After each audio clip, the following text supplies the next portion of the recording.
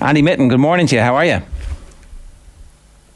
I'm jet lagged and I'm all right. I'm looking forward to coming to Dublin at the weekend. I've missed a deadline for accreditation. I'm seeing how cheap your capital city is for accommodation as well. Absolute fucking everywhere. And no, I'm all right. But I woke up at 2:00 in the morning. 9-hour time difference between Las Vegas and Europe.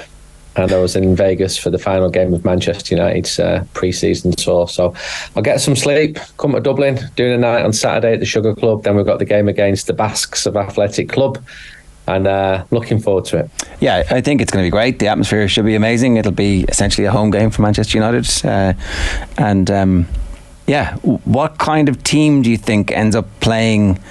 How close to the full team does he need to start getting game time into? We're essentially 2 weeks away from the first league game. What's your instinct about who'll play and who won't play? I'm glad you've asked that, because I've just looked at my Instagram messages and it seems that 2.8 million Irish people have asked the same question.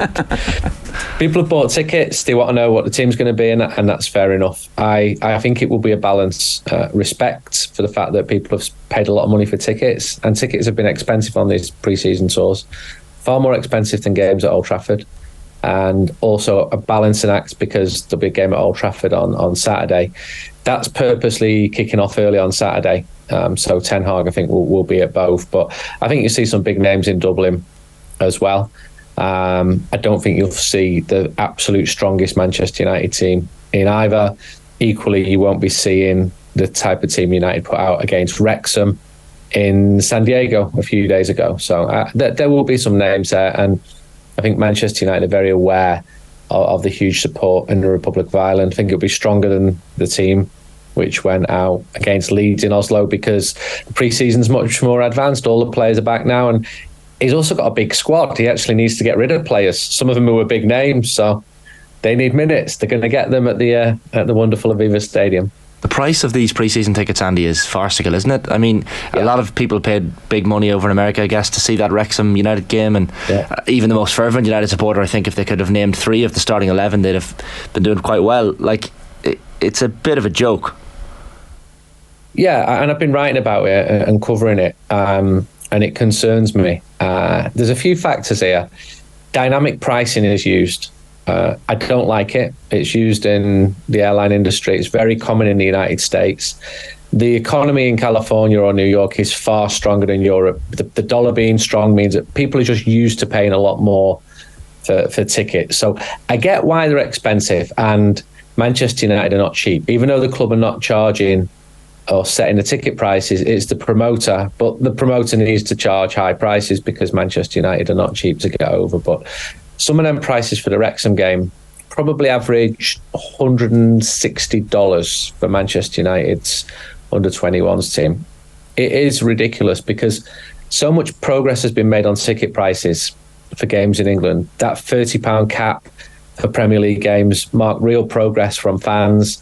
The ticket prices for Old Trafford are really reasonable. I've had people in the last year get tickets for face value and say, is this some sort of joke? Is it really only 34 quid? Or like, is a pint really only £3? I'm like, yeah, it is. That's the truth. But the pre-season games, New York, sold out. $200 average ticket prices against Arsenal. Vegas at the weekend didn't sell out. Crowd of 50,000, 69,000 seat stadium. What a stadium, by the way. And tickets prices for that were really expensive. But they came down because they're using this dynamic pricing. So I was hearing stories of people in Los Angeles saying we saw tickets had dropped to $50, so we decided to make the drive over. So this is how the tickets are priced there, but I don't like it.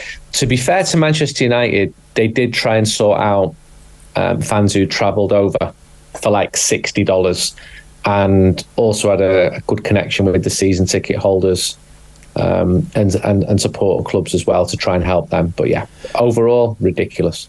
Tell me how you feel the off-season has been for Manchester United so far. It's obviously incomplete. The transfer deadline doesn't close until the end of the month, so there's still plenty of time for more likely more exits than incomings, but still some key incomings to be completed as well. I'm all right about it. And why am I like that? Well, I had a good sit down with Eric Ten Hag at the weekend. speaking to different players on and off the record, coaching staff. If you're going to judge results pre-season, that's usually misleading. So Manchester United have lost the last 3 games, but did well against Arsenal in New York. I'm optimistic about the signings have come in, the fact that they've come in quite early. New goalkeeper, Mason Mount in midfield, Rasmus Højlund as well up front. I think every incoming signing, fans have an idealised version that is going to be successful. In reality, it's about a 50% hit rate, although I think Ten Hag's a good judge of a player, and his signings have been good. So I think United are moving in the right direction under Erik Ten Hag. I think it would be very, very difficult to compete with Manchester City in the way that they're funded for anybody. But I would expect and hope that Manchester United continue to improve, get more points this season, do okay in the Champions League, and sort out that away form against the top teams, which was shocking last year, really bad. And I asked players about it, I asked the manager about it, and they just said we need more consistency. But the patterns of play during matches, the evidence I saw of the players settling in together, going on nights out together, taking the kit man for a night out in San Diego, I like that sort of stuff. So I've been on these pre-seasons. I remember 2018 when Jose Mourinho was doing his very best to piss off every Manchester United fan, and they've been really bad, and you go into the season thinking this is not going to be good. But I'm pretty optimistic. The kit man will have Adidas kits to deal with for a further 10 years, and a massive £900 million partnership. I think it's the biggest kit deal in Premier League history that was confirmed this week. Like that's although it might bypass United fans based on the transfer and the more juicy transfer news, it's a pretty huge deal for United. Yeah, the numbers are big. I got an inkling that was going to happen. The bottom line is the kits sell well. They continue to sell really well. I remember in the 90s when a new kit came out every 2 years, I'd have the main British media outlets ringing me saying, this is disgraceful, you must be absolutely outraged about this. And it was primetime news every 2 years. Now there's kits every year, 3 kits per year. And I said then, no one's forcing anyone to buy them. You know, my mates at the match, I don't think any of them have bought a kit for years. But they're really popular, especially with younger fans. And it is a big source of income for Manchester United. And I like Adidas being with Manchester United. I like the retro stuff that they've done. I like the kits in the 1980s. But that is guaranteed income for a long time. And that will help. Is that a bad thing? Does that mean that the Glazers are going to go, actually, we're sat on a complete goldmine here, we're going to stay? Not heard anything about the sales process. That is the cloud that is hanging over Manchester United at the moment. Fans want clarity. People at the club want clarity. They want assurances. None have been forthcoming whatsoever. So that would be the main negative with Manchester United, the ownership. But if they can do deals like that with Adidas, then other clubs inflate their commercial deals. I think with Manchester United, it's a genuine one based on huge demand. The team are incredibly popular. In terms of the style of play this season, the change of goalkeeper is about as fundamental a thing that you can do when it comes to the implication of what you're trying to do and the communication, the philosophy and all that kind of stuff. We can talk about the berating of Harry Maguire in a moment, but what do you think will happen when Onana beds in, and so we're 2 months in? What will the difference in style of play be? Well, Ten Hag said it's going to be pretty similar to last season, but you're quite right. Onana is a totally different goalkeeper. I was watching him in training, threading passes through defenders with usually pinpoint accuracy. I'm being thrilled by that. And I spoke to a lot of people about Onana, people in Italy, people in Holland, proper goalkeeping coaches. And the reports were very, very good. Clearly, Ten Hag likes him a lot, but he takes major risks. He would be in a similar style to Ederson, to Alisson. Managers at the very best clubs want goalkeepers to almost be an outfield player, like Barca did with Victor Valdez a decade ago or even more. So I think fans have welcomed the Onana signing, but almost everyone I speak to says there will be 2 errors. There will be some errors. So I'd like to see the reaction when that happens. Because again, fans have this idealised version of, okay, De Gea made 6 mistakes last year, so we're not going to make 6 this year, as though everything's going to be perfect with Onana. But he berates his players. He's very vocal. He's very confident. He's not short of an opinion. So you're getting some very strong characters in the dressing room now, in a pretty good way. Not energy sappers. They were let go a year ago. People who I think are winners when things are going well. You have to ask them what they're going to be like when things are not going so well. But Manchester United have been going well. And as I said, decent signings. I like the idea of the goalkeeper. Bring it on. Let's see what they're going to do. There was an interesting moment from Onana in I think it was the Dortmund friendly a few days ago, Andy, where he berates Harry Maguire for what he sees as a bit of an error. Of course, £20 million bid from West Ham rejected for Harry Maguire. I don't know if they'll come back in. There's rumours that Everton might be interested as well. Will he be a United player in another couple of months? Don't know. But what I do know is Harry Maguire wants to stay at Manchester United. He absolutely wants to stay at Manchester United, and he wants to fight for his place. And Ten Hag was quite conciliatory about him. But then you see Scott McTominay chosen ahead of him as captain in Las Vegas for that game. It was an awful goal to concede, but they all were, actually, including Dortmund's goals.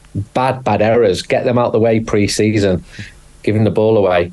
But I've got no issue if the goalkeeper wants to have a proper go at his defenders. And I'm sure when it's him and Lisandro Martinez going at each other, then that's going to be equally entertaining as well. With Harry, I think Harry's a good player. He's not the first choice central defender for Manchester United. Very interesting on Saturday night in Las Vegas to bump into some Dallas United fans who were paying homage to Harry Maguire. They're like, we need to say this to you. We absolutely love Harry. Well, all of you as a collective, absolutely. Because he has had stick. He's had a lot of stick. He's had too much stick. And he's become a scapegoat. Fans always need a scapegoat. And it is absolutely Harry Maguire. At times last year it was David De Gea, but Harry Maguire is the one. But I don't think he's said the wrong thing. I think he's been very professional. I've spoke to him several times. I think from Maguire's perspective, he'd be wondering why have Manchester United not come out and emphatically said he is not for sale. Well, that's because you and I know that if a big offer comes in, there will be pressure to move Harry Maguire on. Yeah. West Ham, flushed with all that money from Declan Rice, have decided to spend about 2% of it on new players. So people know that West Ham have got money. I think Harry Maguire would be a very good defender for a very good Premier League team, but you're not going to be seeing Manchester City coming in for him like they did a couple of years ago. He needs a couple of good things to happen. He needs a run of matches. Probably something bad has got to happen for him to come good. You know, an injury to a player, and just to get out of this pit that he's been in for a long time, where he's not going to be judged playing at home against Southampton or Fulham. He needs a really good game against Liverpool away, and he's just not been getting that opportunity. Andy, what's the shape of the team? Where's Mount playing in respect of Casemiro? Is Mount a like-for-like replacement for Eriksen? How do you expect the midfield stroke forwards to line up now that we have a number 9 as well? Ten Hag wanted Mount because he's so versatile, but he also says his best role is a central one. But he also says Jadon Sancho's best role is a central one. And the central role is occupied by Bruno Fernandes, who's now the captain. So you can't have 9 players in that one position just in front of the midfield. I think with Mount, he's got more legs than Eriksen. I think Eriksen tired towards the end of last season in games and in general. He had a good season, Eriksen, but after his injury, it was notable. Mount, someone said to me they could see him playing deeper, almost giving legs alongside Casemiro in place of Fred, who is up for sale, or Scott McTominay, who Manchester United would listen to offers from. So anywhere centrally, Casemiro's the man. He's the number one. Everything else around him is subject to form. And I know that Ten Hag really pushed for Mason Mount. He spoke to him and said, I want you to be a big part of my team. And he felt that Mason Mount really wanted to join Manchester United. So Ten Hag is building his team, and he's getting pretty close to his team as well. I tried to push him on how close is this team to the one you want, but you get answers. He's quite diplomatic. You get answers like, every football team is constantly evolving. We're always looking to strengthen. Yeah, I know that, Eric, but what's it you're saying? 7 or 8 new signings now. Yeah, so a gun to your head, you're at the gates of hell, and you have to win a match with this current squad to stay alive. Who's your team? And it's Casemiro, Mount, the captain, as you said. They're the trio there. It's Rashford, Højlund, and Antony. Is that it? Good question. Sancho had a pretty good pre-season. He had a 7-8 out of 10 pre-season. Anthony Martial, who's very talented, but we'll probably rule him out after 6 or 7 minutes with another injury. Højlund, still very young. He's only 20. I'd expect him to be... he might come in and just explode and be fantastic, but it's a big ask for someone so young. Ten Hag raves about him. He really does, and you'll see some quotes when he actually signs saying why he thinks that he's a good player. Antony, I think, needs a good second season. Cost a lot of money last year. Probably the most disappointing of Ten Hag signings. Cuts inside, very skillful. Works well defensively as well, but cannot shoot on goal. You need to get them.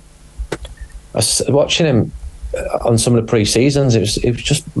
His shooting really has got to improve. So it's all, these places are all up to be won, and Ten Hag, as we've seen many times, will make the difficult decisions. So putting the gun to my head, first game of the season, Mount, Casemiro, Fernandes, Højlund, Rashford, Sancho, stroke Antony. One man who may be on the bench a little bit this season, potentially feature as well, Andy, is Johnny Evans. I mean, 8 years after leaving the club, obviously came through the academy at Old Trafford, all of a sudden hops in for a few games in pre-season, clearly impresses Erik ten Hag, and appears to be on the verge of a 1-year contract. Top lad, Johnny. I put a false rumour out last week that he was signing an 8-year contract, and he got wind of it. I'm glad he took it in the right spirit. I really like him as a person. I don't think he should have ever been sold in 2015. Van Gaal did his best to offload as many talented players who'd come through the club and replace them with inferior players. So it makes sense for me. Johnny Evans not going to be the first choice centre half, but he can be absolutely competent in matches, and maybe move into a role coaching and guiding the younger players as well. Because United have lost, David De Gea had been there for 12 years. If Scott McTominay moves on, you can't lose all the players who know what Manchester United is supposed to be about. So Johnny's made a good impression. I wasn't thinking that after 28 minutes in San Diego, if I'm honest, against Wrexham, when the whole team were having a stinker and being out-muscled, and we're really struggling to deal with Wrexham's set pieces. But I'm pleased. Johnny's not going to be so expensive, and he's really highly regarded. And I'm not expecting him to get the winner at Liverpool away. Mm-hmm. But you never know. Yeah, exactly. Hollywood's, the other elephant in the room at Manchester United at the moment is the ongoing situation around Mason Greenwood. What do you think will happen here? I think something will happen soon. I'd be prepared for something to happen soon. If you would have asked me 2 months ago, I would have probably said moving him away, putting him out on loan, because he does have a contract. So you've got to look at it from that perspective. My understanding is that people on the football side are more amenable to him coming back. There's been some concerns within the club, so you're not getting a unified opinion of what should happen. And it's the same among fans as well. You're getting fans saying it would be disgraceful if he ever comes back. We heard the tape, etc. And others saying, well, actually, he's not been found guilty of anything. So it's a very contentious issue.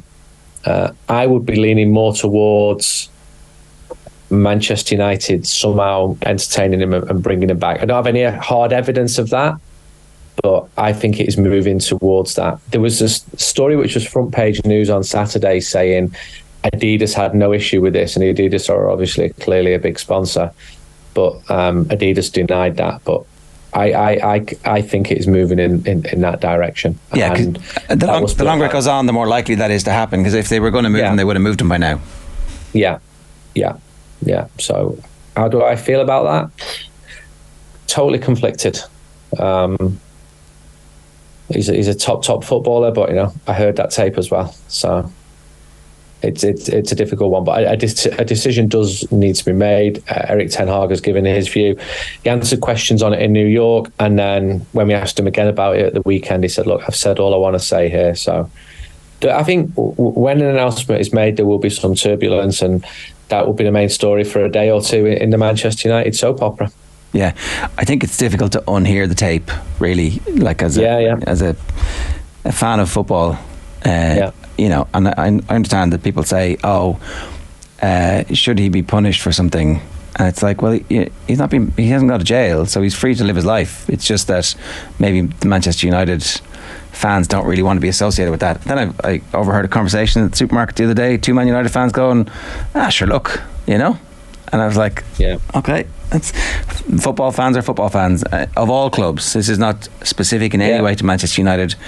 Every other club in the Premier League has had issues, but there does seem to be a tolerance for domestic violence in sport, and I mean, it's just not a good look. It really...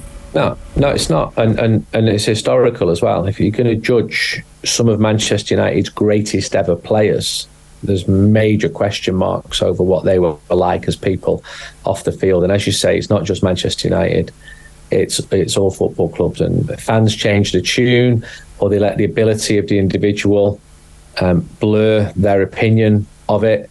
But yeah, we all heard the tape, and I'm a father of 2 daughters. I was horrified when I heard that tape. Then again, what do you do with the individual? Does he come into society, be a tax-paying, successful citizen, or does he get ostracised, which in his mind he's not been charged of anything? It's very, very complicated, and I think it needs to be resolved sooner rather than later. I've noticed as well a sort of soft focus on him. He's become a father with his partner. But yeah, I don't know what the decision is going to be. All right, Andy, football's back. Great to have you back with us. Thanks a million. Thank you.